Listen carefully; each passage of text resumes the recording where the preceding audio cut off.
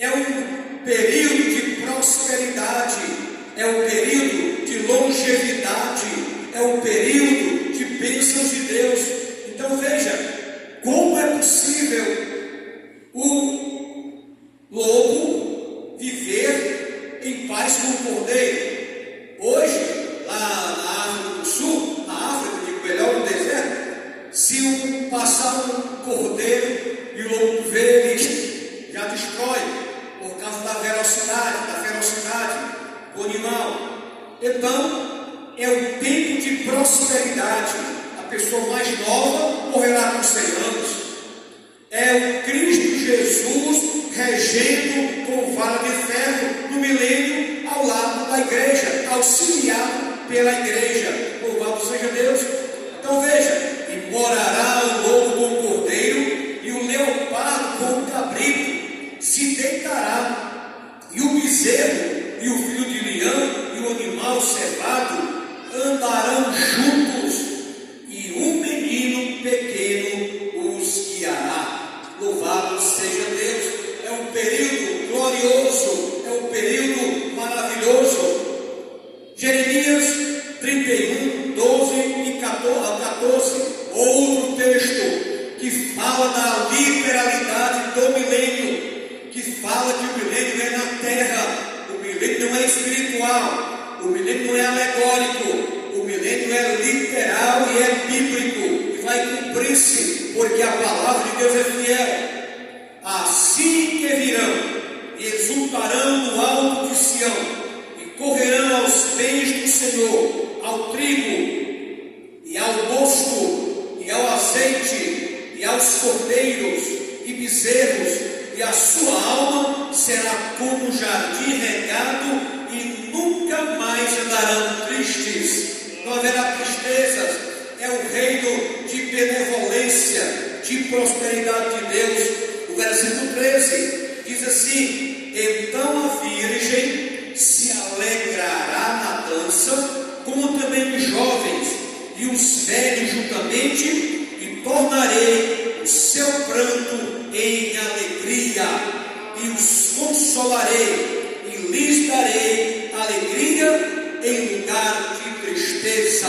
Não haverá tristeza, porque Jesus está reinando literalmente na terra. Louvado seja Deus. Versículo 14 do Jeremias 31: e saciarei a alma dos sacerdotes com gordura, e o meu povo se fartará dos meus bens, diz o Senhor. Aleluia. No período milenial, quem está desfrutando destas bênçãos são os gentios convertidos e os judeus convertidos, e a igreja de Jesus ao lado de Jesus sempre, porque o desejo de Jesus é que onde ele estiver, a igreja esteja presente. A igreja no milênio com Cristo estará com os seus corpos glorificados ao lado de Jesus. Ainda os textos afirmando a literalidade do milênio. Ezequiel 34, do 25 ao 29, diz a Bíblia Sagrada: e farei com elas aliança de paz, e acabarei com as feras da terra, e habitarão em segurança no deserto, e dormirão nos bosques. Versículo 26: e delas e dos lugares ao redor do meu outeiro farei uma bênção, e farei descer a chuva a seu tempo, chuvas de bênção serão. Versículo 27: e as árvores do campo darão seu fruto, e a terra dará a sua novidade, e estarão seguras na sua terra, e saberão que eu sou o Senhor, quando eu quebrar as ataduras do seu jugo, e as livrar da mão dos que serviam delas. 28: e não servirão mais de rapina aos gentios, as feras da terra nunca mais as devorarão, e habitarão seguramente, e ninguém haverá que as espante. 29: e lhes levantarei uma plantação de renome, e nunca mais serão consumidas pela fome da terra, nem mais levarão sobre si o opróbrio dos gentios. Aleluia! Os textos que eu apresento à igreja nesta noite são veracidades, são verdades do milênio, da prosperidade do milênio, do contentamento do milênio, da alegria do milênio, e a igreja sempre ao lado de Jesus. Mas Jesus não tirou a esperança dos judeus de terem o reino messiânico na terra, conforme Lucas 2:38 e Atos 1:6-7. Vejamos o que diz a Bíblia Sagrada. O milênio é literal, ocorrerá depois da manifestação de Cristo, logo após a grande tribulação. Nós vimos na sexta-feira passada que quando Jesus desce com a igreja, ele vem para a guerra do Armagedon. Nós vimos que é uma guerra sangrenta, mas Jesus com a igreja prevalece e dá o livramento a Israel. Mas Jesus havia prometido a Israel.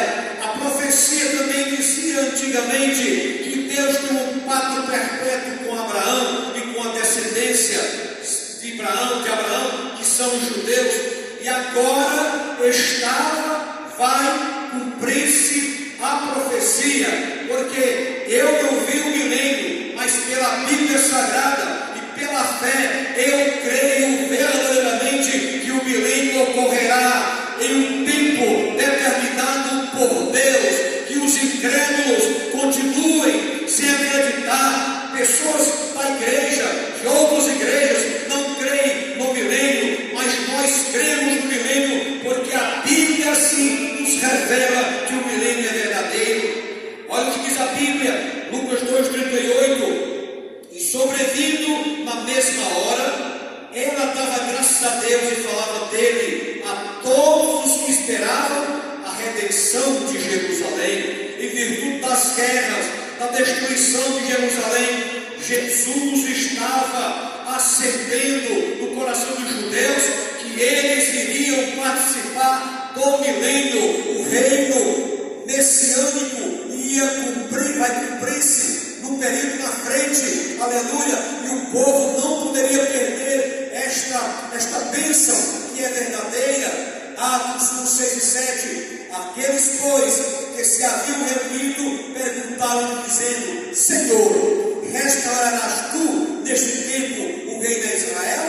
Jesus lhes diz: não vos pertence saber os tempos e as estações que o Pai estabeleceu pelo seu próprio poder. Vocês não precisam saber do tempo. O importante é saber que vocês irão usufruir do milênio. Vocês receberão as bênçãos no milênio. Não se preocupem com o tempo, porque eu vou cumprir. Louvado seja o nome de Jesus. Agora, nós vimos que em cada matéria, cada assunto da Bíblia tem escolas. Da mesma forma, no milênio, há escolas que diferem uma da outra. E qual é a escola que se harmoniza com a palavra de Deus, com a Bíblia Sagrada? Existem três principais visões de pessoas que, historicamente, falam, expõem com relação ao reino milenar.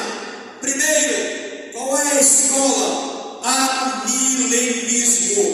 Amilenismo baseia-se em uma interpretação não literal. Esta escola não acredita que o milênio será literal, será espiritual, já começou há muito tempo, ou espiritualizada da Escritura, e tenta explicar alegoricamente a vinda do milênio. Eles não creem na Bíblia Sagrada como o milênio será literal. A visão deles, o milênio é alegórico, é uma figura, não é literal. Na visão milenista, não há previsão visão de um reino literal de Cristo na terra. E quantos têm seguido esta escola? Quantos têm deixado de olhar para a Bíblia Sagrada, de estudar a Bíblia Sagrada, para afirmar que esta escola não se harmoniza com a palavra de Deus? Sendo assim, ela não é verdadeira, ela não é absoluta, ela é falha, porque a Bíblia não ensina assim. A segunda escola é o pós-milenarismo. É uma corrente que interpreta que não haverá um período de 1000 anos em que Cristo reinará na terra. E assevera, afirma que o diabo já foi aprisionado quando o Senhor morreu no Gólgota. Os pós-milenaristas afirmam que já estamos no milênio. Olha, se o milênio é o reino de paz, de prosperidade, como nos dias de hoje, com tantas guerras, com tantas injustiças, com tanta morte, com tanto homicídio, pode ser o período milenial?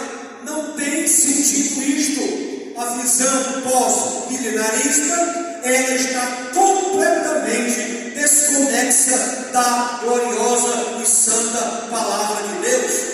O milênio ainda não começou. Cristo já está reinando, segundo eles, mas em espírito. Esta corrente é contraditória. O milênio é o governo de paz. Ora, quantas guerras já houve? Porque na visão deles, o milênio começou lá no Calvário, quando Jesus venceu o diabo no Calvário. Naquele dia, há 2000 anos passados, se iniciou o milênio, até nos dias de hoje.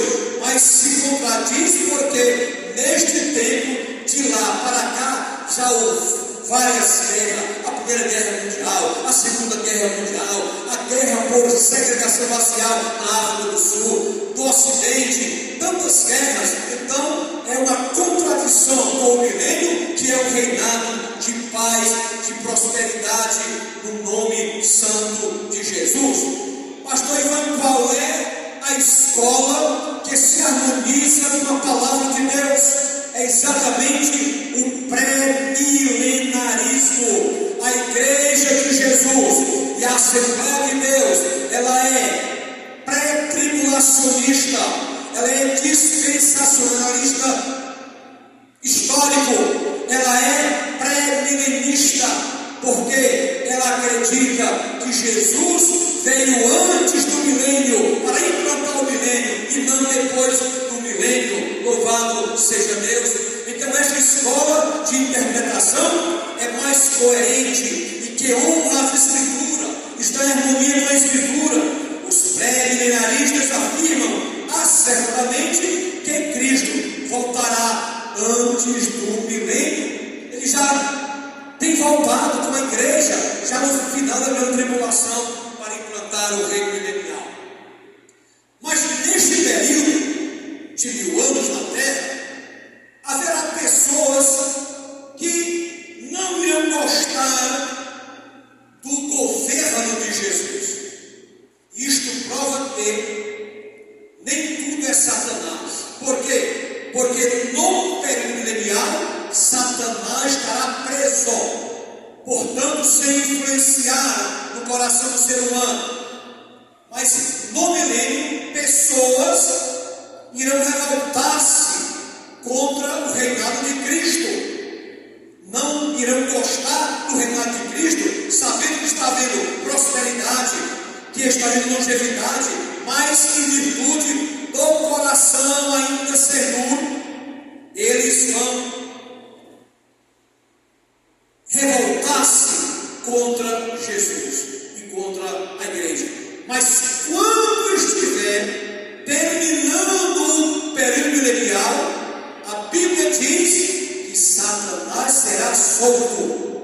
E quando ele soltar-se, ele vai encontrar nesses corações revoltados a oportunidade de ele entrar e fortalecer eles contra Jesus, contra a igreja, contra Jerusalém.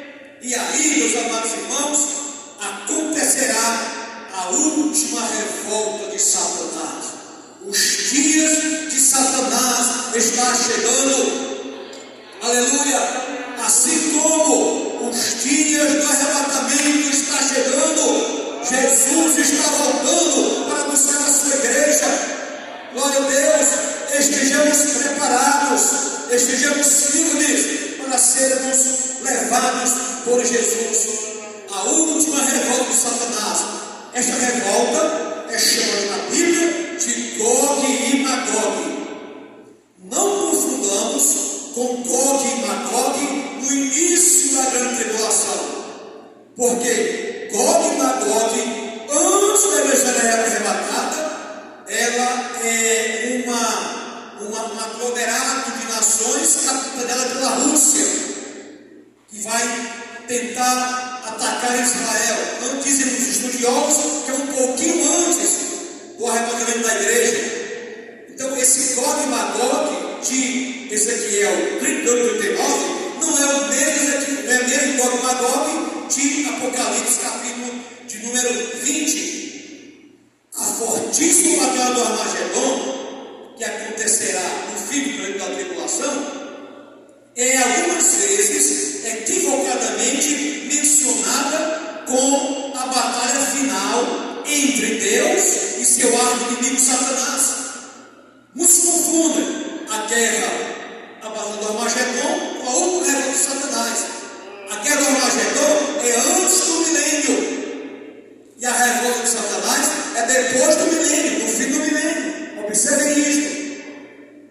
Haverá mais um conflito de grandes proporções, e está registrado em Apocalipse, no capítulo 20, versículos 7 e 9. Observe: e acabando-se os 1000 anos, Satanás será solto da sua prisão. Versículo 8: e sairá a enganar as nações que estão sobre os 4 cantos da terra, Gog e Magog, cujo número é como a areia do mar, para as juntar em batalha. Versículo 9: e subirão sobre a largura da terra, e cercarão o arraial dos santos e a cidade amada, e de Deus desceu fogo do céu e os devorou. Agora vamos analisar com muita bênção de Deus os textos que mostram a distinção de Gog e Magog de Ezequiel, de Gog e Magog de Apocalipse. Vejamos, em Ezequiel 38, 2 e 6, Gog é um bloco de nações. Veja que este Gog de Ezequiel é um bloco de nações. O de Apocalipse 20, versículo 8, Gog são todas as nações. Satanás vai usar as nações contra Jerusalém. Ezequiel 38, 16, Gog age por ato divino. Deus vai permitir. Em Apocalipse, olha o que é diferente. Gog e Magog, em Apocalipse 20, versículos 7 e 8, é movido pelo diabo. Estão observando a diferença de Gog e Magog de Ezequiel, de Gog e Magog de Apocalipse? Em Ezequiel 38, 21 e 22, Gog é destruído pela espada, que é um bloco de nações, possivelmente capitaneada pela Rússia. Já Gog e Magog de Apocalipse, versículo 20 e versículo 9, Gog destruído pelo fogo. Lá no Gog e Magog de Ezequiel, foi a espada que destruiu as nações inimigas de Gog e Magog. Já em Apocalipse, Gog é destruído pelo fogo. Deus assopra e fogo do céu destrói os inimigos. Em Ezequiel 39, versículos 11 e 3, Gog é sepultado em Israel, porque eles virão contra Israel e Deus os destruirá em Israel, e eles serão enterrados em Israel. Gog é totalmente consumido pelo fogo. Não haverá sepulcros para enterrar essas nações, não.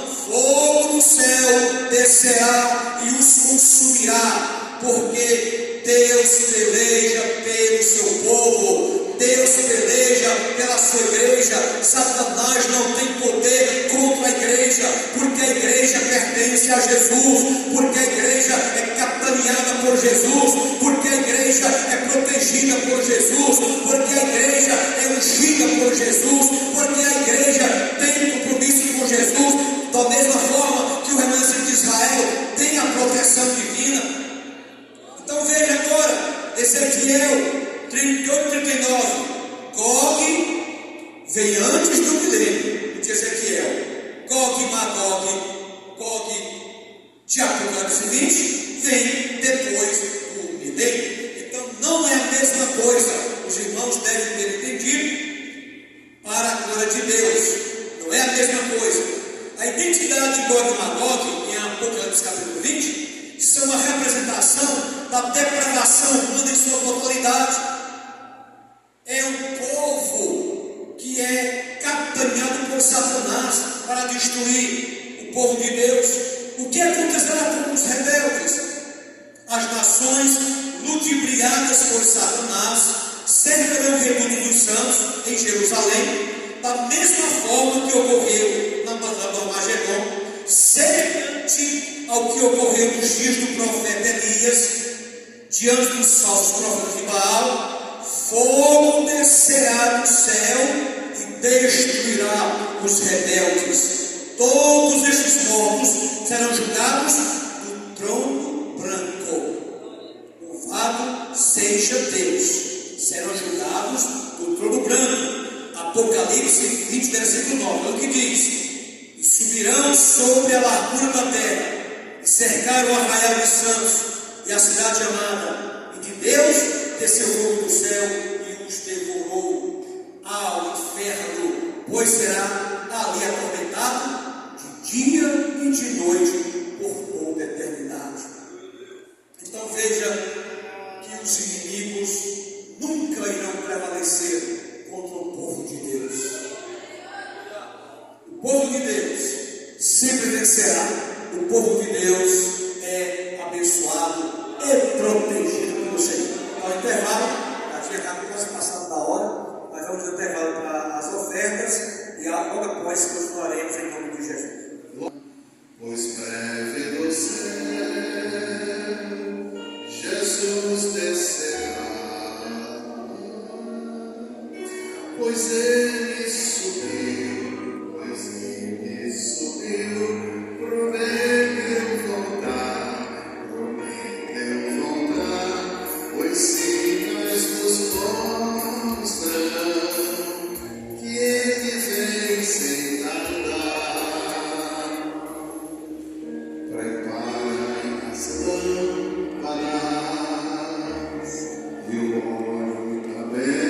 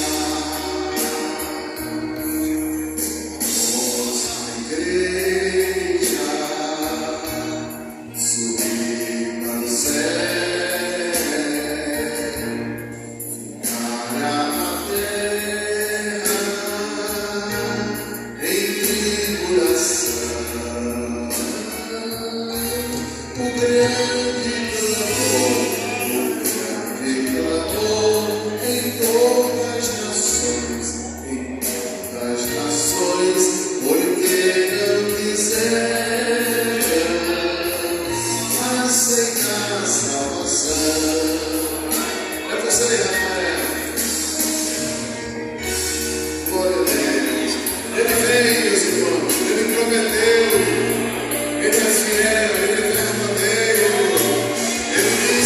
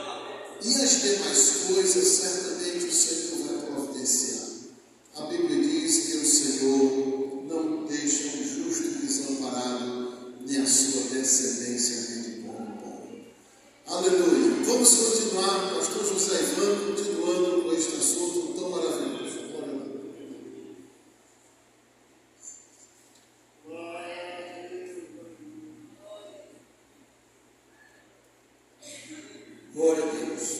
Meus amados irmãos, vamos continuar em nome de Jesus.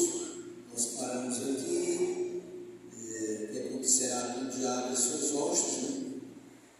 Está em João 16, 11. O diabo já está julgado. Ele está vivo ainda. Ele está agindo contra a igreja.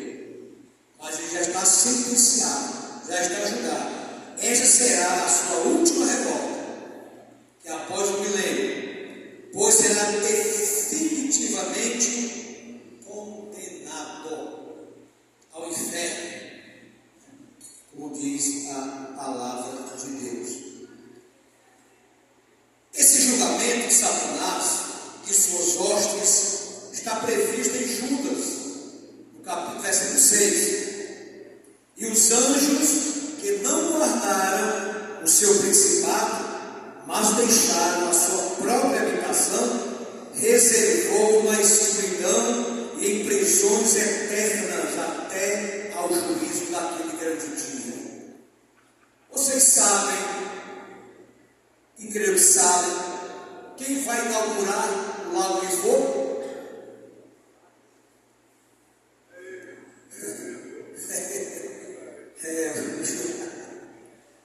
Estiver feio, glória a Deus.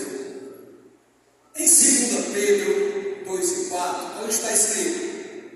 Porque se Deus não poupou aos anjos que pecaram, mas havendo os lançado no inferno, esse inferno aqui nem é o Geena, ou seja, Geena, e nem é o Hades. E que inferno é esse, pastor Ivan? Este inferno é chamado de Tártaro. Este Tártaro, vamos dizer assim, é um componente do inferno, é uma sala do inferno. Só que neste Tártaro estão presos os anjos que caíram. Não se sabe por que estes anjos estão presos. Segundo a própria Bíblia e os estudiosos, serão soltos no período tribulacional, porque são demônios terríveis, são anjos caídos terríveis. Então, estes anjos estão no Tártaro. Os entregou às cadeias da escuridão, ficando reservados para o juízo. Então, são anjos caídos, perigosíssimos, terríveis. Não se sabe por que ainda estão presos.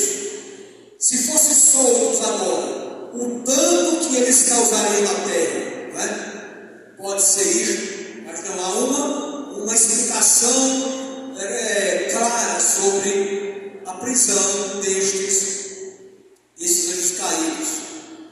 Antes do juízo final, Satanás e todas as suas hostes terão sido julgados e condenados, conforme está escrito em Apocalipse 20, versículo 10 e Mateus 25, 41. Ele já está derrotado, ele está vivo, mas está derrotado pela obra que Jesus realizou no Calvário. Então vejamos, Apocalipse versículo 10, do capítulo 20.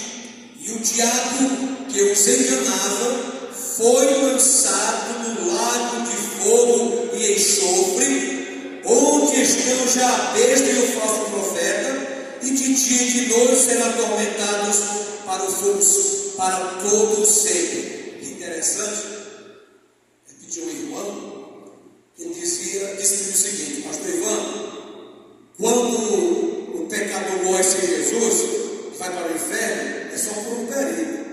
Eu, como assim? Vai passar como vai o cara vai preso, né? Pega uma prisão de 30 anos, depois você é solto aqui na terra. Ele disse que depois, se morrer no pecado, também vai ter isso. Vai ter um pecado, vai ser solto. Mas, claro, que não está lendo isso. Quando a Bíblia diz que é eterna, a perdição é eterna, não é por um período, ela é eterna. Então veja como está a cabeça das pessoas, né, em relação à palavra de Deus. E 25, 41 de Mateus: então dirá também aos que estiverem à sua esquerda: apartai-vos de mim, malditos, para o fogo eterno, preparado para o diabo e seus anjos. Aqui se cumprirá de forma definitiva o que está em Romanos 16, 20. E o Deus de paz esmagará em breve Satanás debaixo de vossos pés. Ele vai ter que se dobrar diante do eterno Deus. Ele é forte, ele é poderoso, mas todo poderoso é Jesus.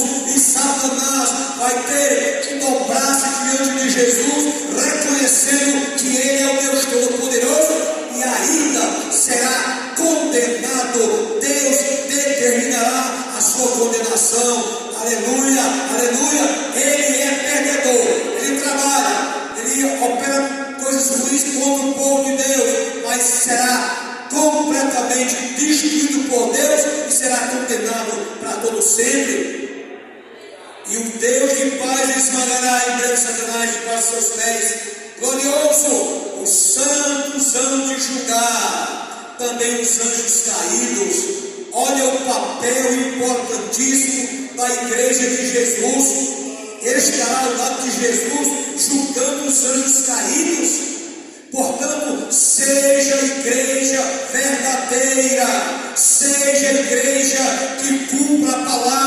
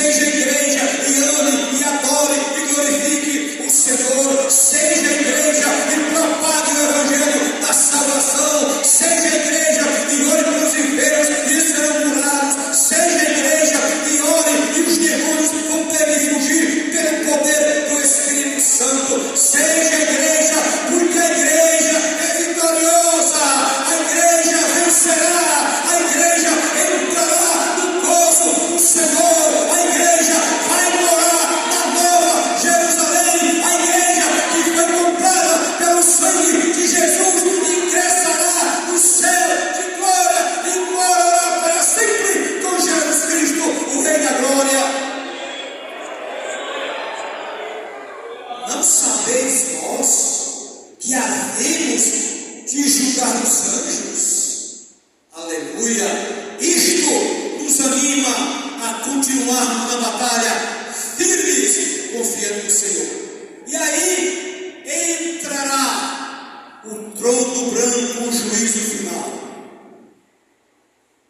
É importante salientarmos, eu já falei sobre isso, vou repetir, a diferença do tribunal de Cristo para o trono branco. Tribunal de Cristo para os salvos. Aquele tribunal, crentes serão galardoados e outros não serão, mas já estarão salvos. Que pensa ser salvo? Está com Jesus para sempre? O tribunal de Cristo ocorrerá após o arrebatamento da igreja, ainda nos ares, em nossa reunião com Ele. Todos os salvos arrebatados serão julgados pelas suas obras. Já falei sobre isso aqui na semana passada. Glória a Deus. Porque é necessário que todos nós compareçamos no tribunal de Cristo. Já falamos sobre isso aqui. Agora vamos entrar no trono branco. Falarmos sobre o trono branco, o último grande julgamento, o juízo final, pelo qual serão condenados conforme suas obras todos aqueles cujos nomes não foram achados escrito no livro da vida, foi lançado no lago de fogo. Por isso que você que não é crente em Jesus Cristo ainda, ao ouvir o Evangelho, arrependa-se e creia em Jesus, porque no momento que você rende a Jesus, o seu nome é registrado no livro da vida. Quando o livro se abrir lá na frente e o nome não constar naquele livro, é sinal de condenação eterna. Não há mais como voltar atrás. O tempo é hoje. O tempo é hoje. Jesus está te concedendo o tempo. Enquanto tens vida, venha para Jesus. Você está afastado do Senhor, venha para Jesus, porque a coisa é séria, a palavra é verdadeira. Aleluia. Então aquele que foi achado no livro da vida foi lançado lá no fogo e enxofre. Apocalipse 20, versículo 11 a 15. Versículo 11 diz assim: fugiu a terra e o céu. Possivelmente está se referindo à destruição do universo e à criação do novo céu e da nova terra. Apocalipse 21, 1 e Isaías 51. Vamos ver esses dois que citei. Isaías 51, 6. Levantai os vossos olhos para os céus e olhai para a terra embaixo, porque os céus desaparecerão como fumaça. Ei, pastor, peraí. E onde mora Deus? Não é no céu, não? É no céu. Mas saem os senhores e senhoras, segundo a Bíblia, há 3 céus: o céu superior, o intermediário e o inferior. Os céus que nós vemos agora e o céu inferior estão contaminados por resíduos químicos, sujeira. Segundo, não se iluda, o diabo e seus anjos não moram no inferno, não. Eles residem no espaço sideral, contaminado. Então, será destruído o céu inferior e o céu intermediário. O terceiro céu, ele é incontaminável, porque é onde está o trono de Deus, e é para lá que vai a igreja do Senhor. Aleluia, bendito seja Deus. Então veja, desaparecerão como fumaça, e a terra se envelhecerá como roupa, e os seus moradores morrerão semelhantemente, porém a minha salvação durará sempre, e a minha justiça não será abalada. Versículo 12: vi também os mortos, os grandes e os pequenos. Isso aqui não é tamanho não, viu? Já vi gente na nossa igreja pregando que esse versículo 12 está se referindo a pessoas grandes e pequenas. Não, esse versículo, segundo o pastor Gilberto e outros pastores que leram no hebraico, no original, não é isto. Então o que é? São pequenos e grandes. Aí é com a importância que a pessoa tem, a posição que a pessoa tem, o prestígio, e não o tamanho, a idade. Então, grandes e pequenos são pessoas de prestígio, de influência. E 1 Coríntios 15, 24, vamos correr. Depois virá o fim, quando tiver entregado o reino de Deus ao Pai, e quando houver aniquilado todo o império e toda a potestade da força. Davi e Salomão também falaram desse dia de juízo. Olha que coisa linda, é a Bíblia Sagrada.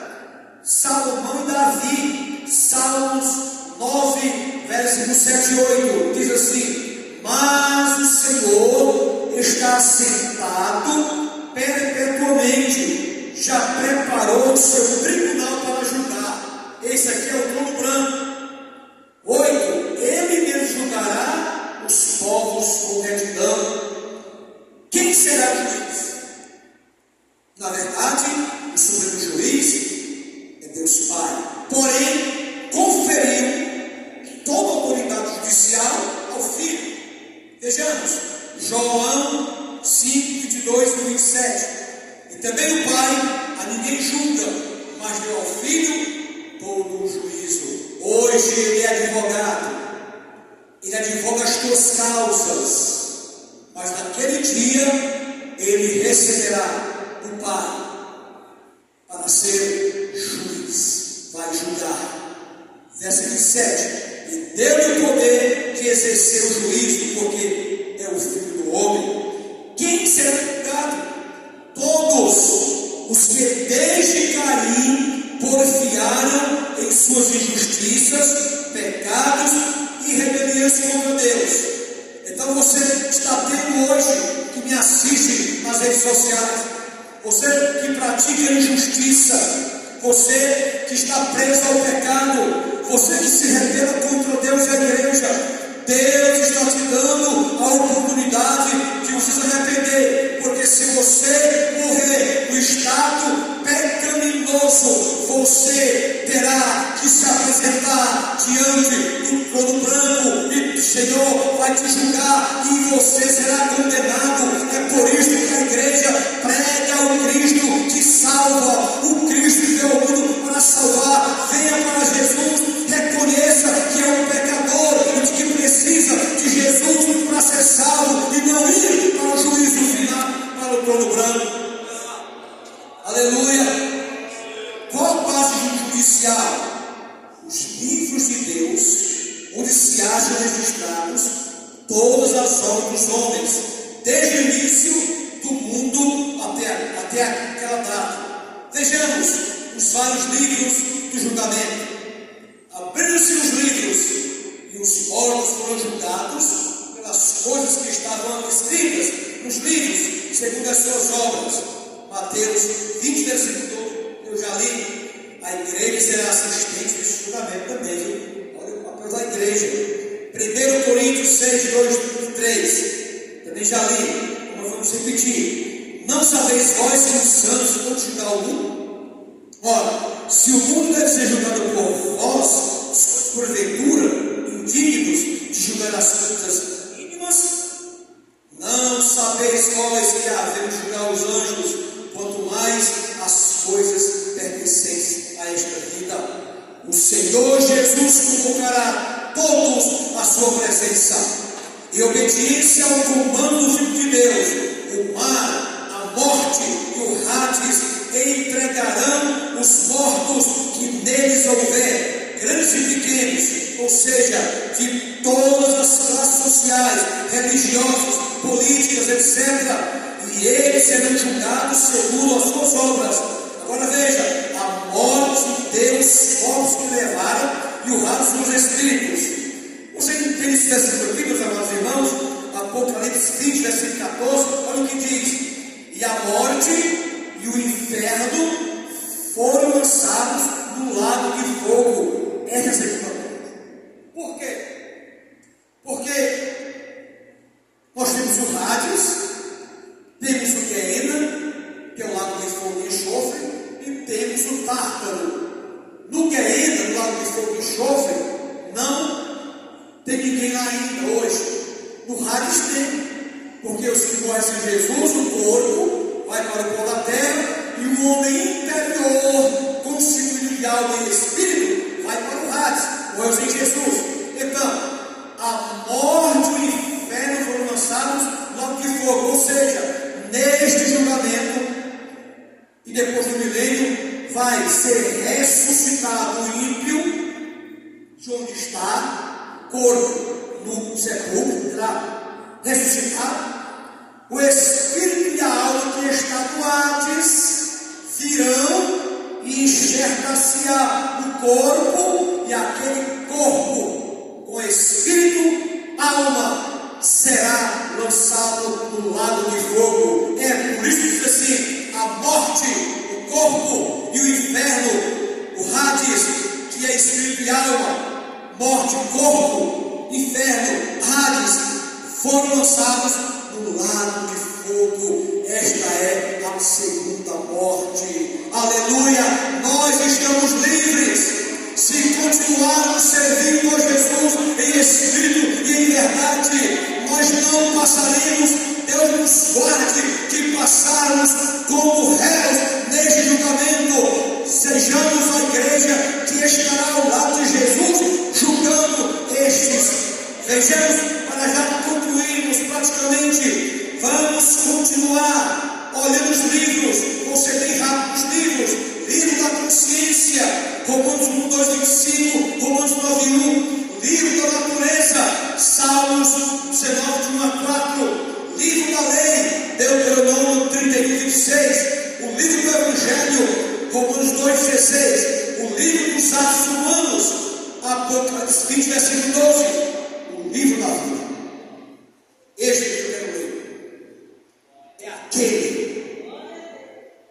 Apocalipse 15, capítulo 20, versículo 15. Olha como é pesado.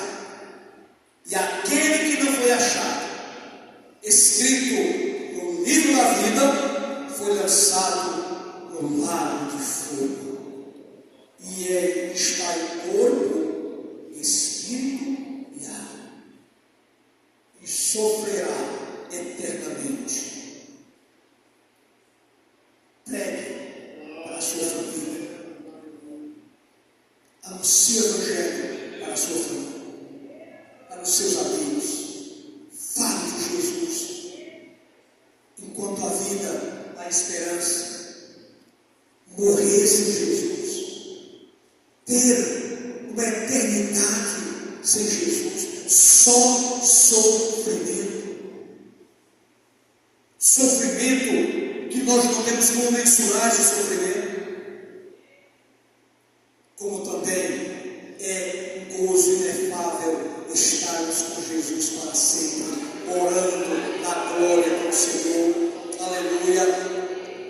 Agora, depois do julgamento final do trono branco, já foram sentenciados, condenados, o diabo já está no lago de fogo, o falso profeta, a besta, os ímpios, os anjos caídos, tudo no lago de fogo.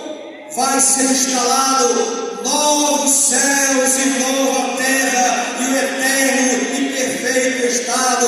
Tudo está programado pelo Senhor. Aleluia!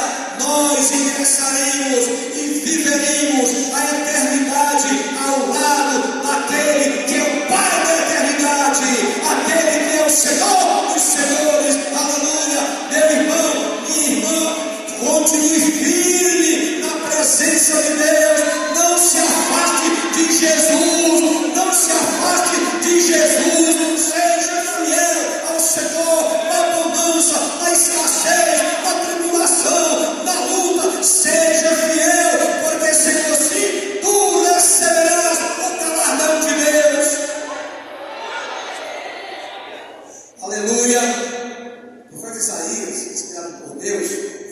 fala desse tempo escatológico, porém não podemos. Só dizer assim, você observar. Isaías 65:17, porque eis que eu crio novos céus e nova terra, não haverá mais lembrança das coisas passadas, nem mais se recordarão. Corpo glorificado, semelhante ao corpo de Jesus. Isaías 66:22, porque como novos céus e nova terra que hei de fazer, estarão diante da minha face, diz o Senhor, assim também há de estar a vossa posteridade e o vosso nome.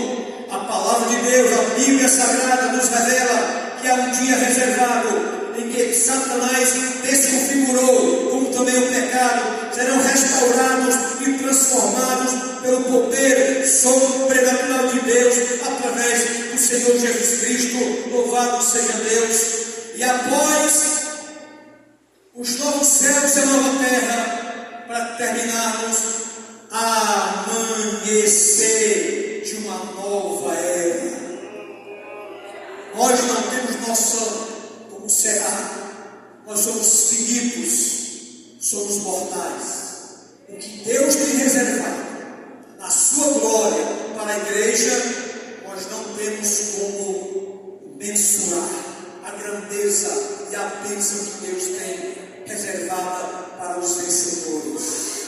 Entra, servo, no gozo do teu Senhor e desfruta da eternidade, do que eu tenho para vocês. Permaneçam firmes e fiéis. Essa é a última etapa de todas as profecias escatológicas, que culminará no novo céu e na nova terra e o estado perfeito e eterno.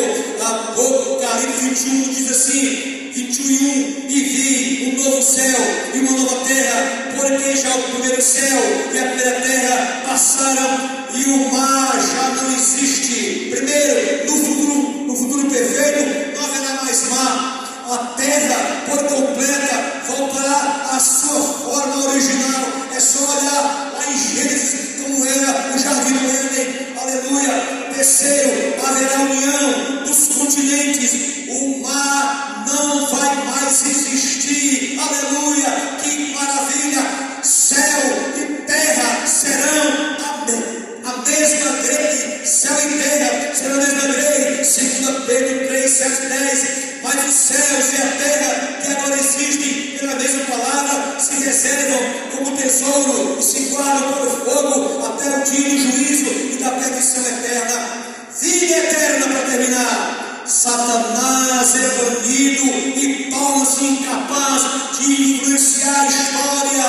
Ele está derrotado, não haverá mais influência nenhuma de Satanás. Ele é perdedor e quem serve a ele é perdedor. Venha para Jesus, que é vencedor, e aqueles que estão em Jesus são mais do que vencedores. A igreja vencerá, a igreja subirá agora no céu com Jesus. Já não haverá mais mar, não haverá mais morte, tanto horror, a morte foi destruída por Jesus.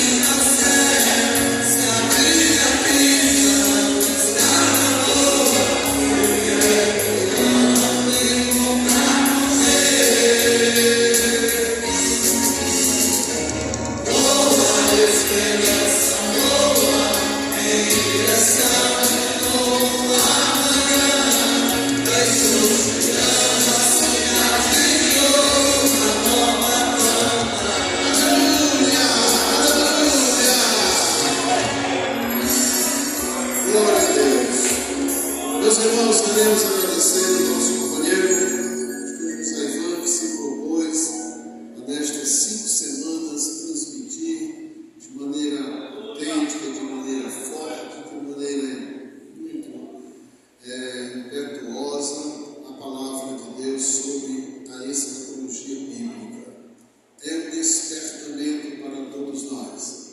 abençoe o nosso irmão cada vez mais. Os irmãos querem continuar orando por ele e pela família. Digam assim, amém, Jesus. Prepara a garganta. Amanhã, queridos irmãos, será a nossa Santa Ceia, a última Santa Ceia do ano de 2024. Já no outro mês estaremos iniciando o 25. Será uma grande festa para a glória do nome de Jesus. No domingo, nossa programação normal. Segunda-feira, programação normal. E segunda-feira, nós temos uma reunião com todas as lideranças dos departamentos, departamentos senhoras, senhores, jovens, adolescentes, crianças, EBD, a equipe de recepcionistas, a liderança também dos atalaias e a liderança de comunicação, nosso novo departamento, que é o departamento de comunicação. Fechamos 10 departamentos. Segunda-feira, 7 horas, na sala pastoral, somente a liderança e a sua segunda pessoa. Essa departamento não dá para muita gente. Para nós fecharmos o planejamento da igreja para o ano de 2025. E no dia 16 de dezembro, terceira segunda-feira, será a nossa